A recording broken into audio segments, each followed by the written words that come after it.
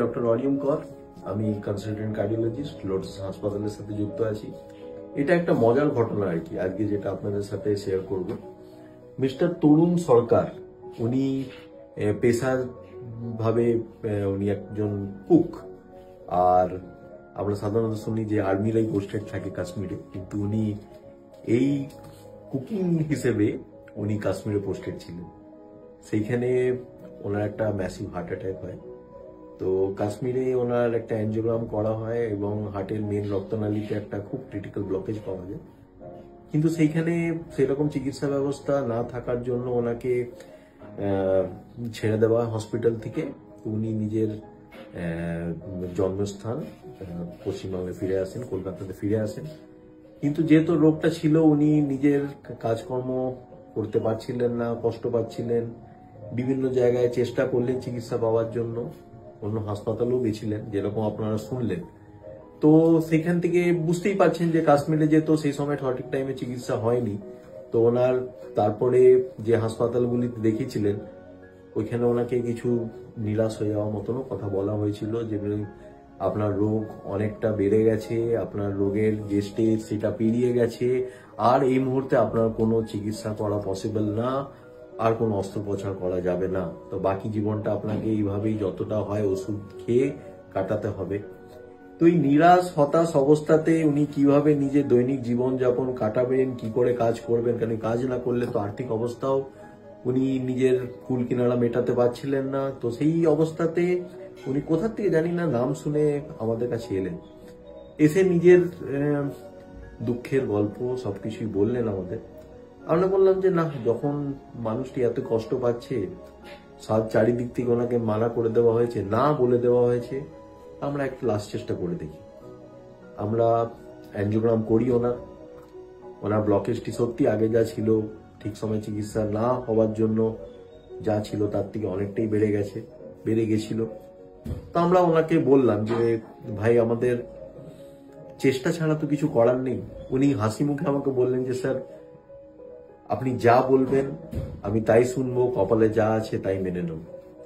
ওনার যে চেষ্টা, ওনার যে বাঁচার ইচ্ছেটা, ওনার যে ঠিক হওয়ার ইচ্ছেটা, জানি না আমাদের মধ্যে কোথার থেকে এতটা সাহস জোগাড় করলো যে আমরা বললাম যে না, আমরাও শেষ চেষ্টাটা করে দেখি। যে মানুষের বাঁচার এত ইচ্ছে আছে, যে মানুষের ঠিক হওয়ার এত ইচ্ছে আছে, তাকে আমরা বিনা চিকিৎসায় কিন্তু ফেরাতে পারবো না।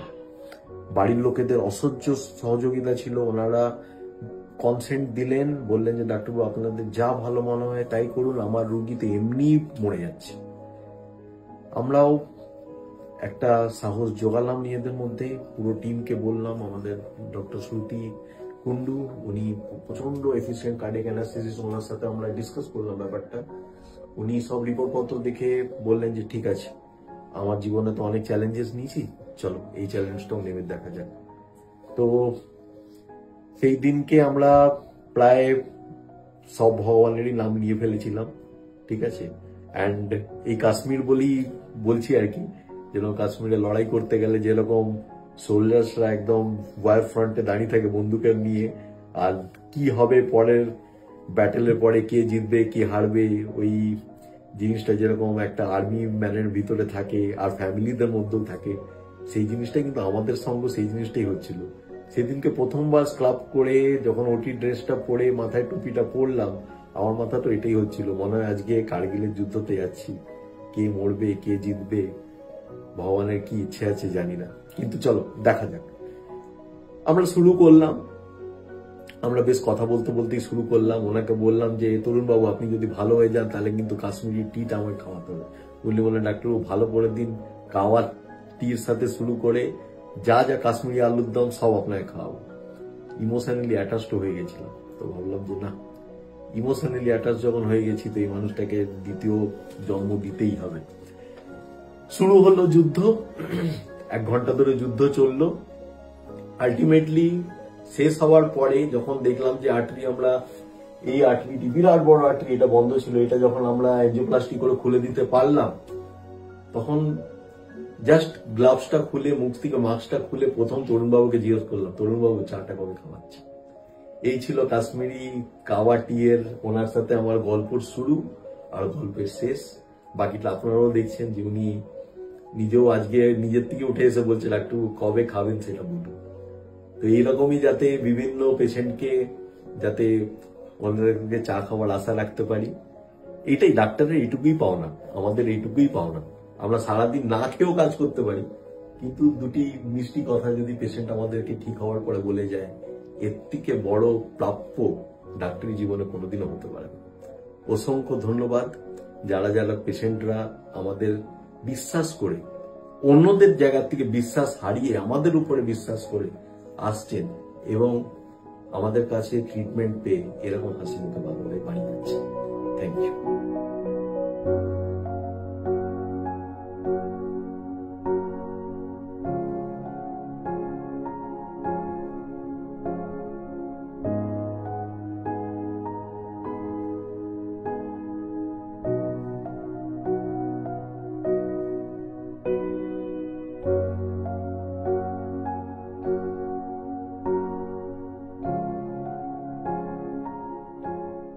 অসহ্য বুকে পেন হচ্ছিল। পেন হওয়ার পরে তারপরে ওখানে কাজের ওখান থেকে এখানে নিয়ে আসা হয়েছিল। এর আগে হয়েছিল মানে কাশ্মীরে থাকাকালীন হার্ট অ্যাটাক হয়েছিল, সেখান থেকে মানে এনজিওগ্রাফি করে বাড়িতে চলে এসেছিলাম। এসে আরজি করে দেখানোর পরে ওখানে বললো যে অনেক লেট হয়ে গেছে, এখন আর অপারেশন করার কোনো দরকার নেই। তারপরে বেশ কিছুদিন মানে কাজের মধ্যে ছিলাম, মানে 7-8 মাস কাজ করলাম। কাজ করার পরে কাজের মাধ্যমে আবার এখানে একটু প্রবলেম ফেস হলো, মানে খুব যন্ত্রণা করছিল, মাঝে মাঝে অল্প অল্প হচ্ছিল, কিন্তু সেদিন প্রচণ্ড ফিল করছিলাম। এসে এখানে ভর্তি হলাম। ভর্তি হওয়ার পরে তো মানে এখানে যা ওষুধপত্র দিল খুব মানে খুব ভালো লাগলো সেই সময়। আস্তে আস্তে নর্মাল জায়গাটা আসলাম। পরে সেই দিনই এনজিওগ্রাফি করলেন, সেই দিনই মোটামুটি অনেকটাই সুস্থ। পরের দিন যখন স্যার মানে আর একটা করলেন, অপারেশন করলেন, তাতে তো একেবারে মানে একদম ফুল হয়ে গেছে। এখন মনে হচ্ছে যে দৌড়াতে পারবো, কোনো টেনশন নেই এখন। অবশ্যই ভালো লেগেছে এবং পরিষেবাও খুব সুন্দর। আমি তো পরিষেবা খুব ভালো পেয়েছি, এইটুকুনি বলতে পারি। এবং মানুষজনও খুবই ভালো, স্যার তো অবশ্যই ভালো, ম্যাডাম তো খুবই ভালো।